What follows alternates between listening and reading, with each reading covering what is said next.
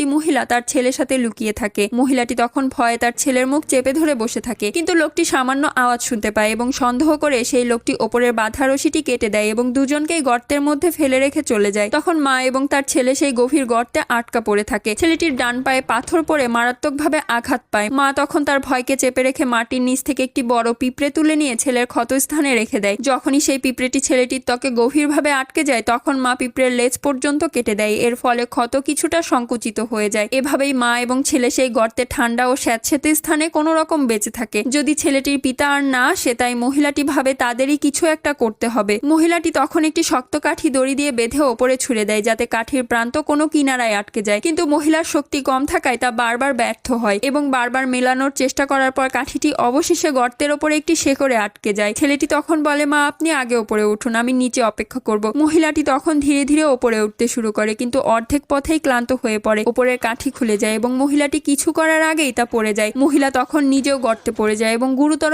আঘাত পায়। তবুও মহিলাটি নিজেকে সামলায় যাতে তার পেটের ভেতরে থাকা সন্তান নিরাপদে থাকে। ঠিক তখনই হঠাৎ তীব্র বৃষ্টি শুরু হয়। গর্তে তখন পানি জমতে থাকে, কিন্তু মহিলাটি তার ছেলেকে ওপরে নিয়ে যেতে চেষ্টা করে, কিন্তু নিজেও পানিতে ভিজতে থাকে এবং বেশি সময় পানিতে থাকার ফলে মেয়েটির পেটে ব্যথা শুরু হয়ে যায়। তখনও বৃষ্টি থামে না এবং পানির স্তর বাড়তেই থাকে। মহিলাটি তার ছেলেকে কাঁধে বসিয়ে নিজে পানিতে ডুবে যায় এবং শ্বাস বন্ধ করে পানির মধ্যে দাঁড়িয়ে থাকে। তখনই মহিলাটি তার পায়ের নিচে একটি বড় পাথর পায় এবং মহিলাটি কোনোভাবে আবার একটু উপরে আসে, কিন্তু ঠিক তখন মহিলাটির পেটের সন্তান জন্ম নেওয়ার সময় হয়ে এসে যায়। মহিলাটি গভীর এক শ্বাস নিয়ে একটি কোণে গিয়ে দাঁড়ায় এবং পাথর ধরে নিজেই জন্ম দেওয়ার চেষ্টা করে। অনেক কষ্টের পর তার সন্তান জন্ম নেয় এবং শিশুর কান্নার শব্দ শোনা যায়, কিন্তু মহিলার কাছে থামার সময় নেই কারণ বিপদ এখনো শেষ হয়নি। এদিকে মহিলাটির স্বামী, যার জন্য মহিলাটি অপেক্ষা করছে, লোকটি নিজেও তার জীবনের যুদ্ধ নিয়ে লড়াই করছে। লোকটি জঙ্গলে আদিবাসীদের হাত থেকে পালিয়ে যায়। তখন লোকটি একটি জলপ্রপাতের কিনারায় পৌঁছে আর কোনো রাস্তা খুঁজে না পেয়ে নিচে লাফ দেয়। তখন বেশিরভাগ আদিবাসী নেতা মনে করে লোকটি মারা গেছে, কিন্তু লোকটি তখনও বেঁচে আছে এবং লোকটি নদী থেকে বেরিয়ে শত্রুদের সাথে লড়াই করার কথা বলে। তখন আদিবাসী নেতা রেগে গিয়ে নিজেই ঝর্ণায় ঝাঁপিয়ে পড়ে। তাদের মধ্যে অনেকেই তখন মারা যায়, কিন্তু কিছু লোক বেঁচে যায়। লোকটি আবার পালিয়ে যায়, কিন্তু লোকটি একটি কাদার মধ্যে পড়ে যায়। তখন এক টুকরো লতাপাতা ধরে লোকটি কোনোভাবে বাইরে বেরিয়ে আসে। কিছু দূর যেতেই লোকটির সামনে একটি মৌমাছির দল এসে পড়ে। লোকটি সেই মৌমাছি ব্যবহার করে এবং পেছনে তাড়া করা আদিবাসীদের ওপর ছেড়ে দেয়। মৌমাছিরা তখন আদিবাসীদের কামড়াতে শুরু করে এবং লোকটি পালিয়ে যায়। তারপর লোকটি বেলগাছের কাঁটা নিয়ে বিষাক্ত ব্যাঙের শরীরে গেঁথে দেয় এবং সেটিকে অস্ত্র হিসেবে ব্যবহার করে। যখনই আদিবাসীরা আবার কাছে আসে লোকটি লুকিয়ে একটি কাঁটা মারে। ওই লোকটি তখনই মারা যায়। ঠিক তখনই আবার বৃষ্টি শুরু হয় এবং লোকটির মনে পড়ে যে তার পরিবার এখনো গর্তে আটকে আছে। পরে ভিডিওটি